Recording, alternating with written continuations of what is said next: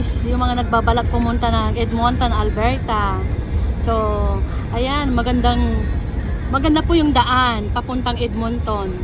Sa mga nag-iisip kung ano ba yung daan. Kasi snow naman tayo dito sa Canada. So, ayan, napakaliwanag ang daan. Walang snow. Yung snow lang makikita nyo guys sa gilid. Pero yung dito sa daan, ayan guys, oh, malinis. So, ito yung sa gilid ko. So, yung snow lang dito sa gilid, pero sa daan naman ay okay naman siya. So, hindi po siya delikado pagbiyahe papuntang Edmonton or nagbabalak po kayong pumunta ng Alberta, sa Banff, or kaya sa Jasper.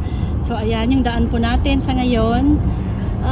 Ano lang, konting ingat lang, lalong-lalo na po sa mga nagbabalak magbiyahe ng gabi. So, pero suggest ko lang, mas maganda magbiyahe po sa umaga. So, ayan. Ito po yung ano namin. Tapos, ayan sa likod, yung mga gamit po namin. Tsaka, konting pamili lang. Tapos, ito yung remembrance ko. Pumili ako ng halaman ko, guys.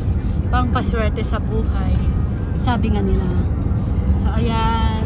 Thank you kay sis. Kasi, nagtanong ako sa kanya kung ilang piraso yung bibilin ko. Supposed to be, bibilin ko marami eh. Kaya lang, kaso sabi niya, sa Punsoy daw either 2 or 3 or 5. So, ayan. Hanggang sa muli. Bye!